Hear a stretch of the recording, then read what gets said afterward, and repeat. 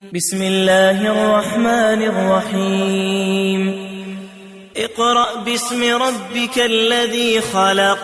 خلق الإنسان من علق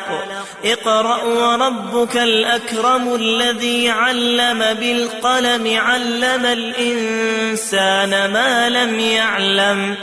كلا إن الإنسان ليطغى أن رآه استغنى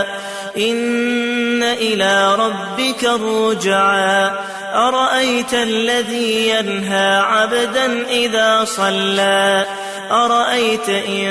كان على الهدى أو أمر بالتقوى أرأيت إن كذب وتولى ألم يعلم بأن الله يرى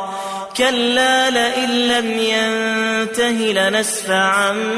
بالناصية ناصية كاذبة خاطئة فليدع ناديه سندع الزبانية كلا لا تطعه واسجد واقترب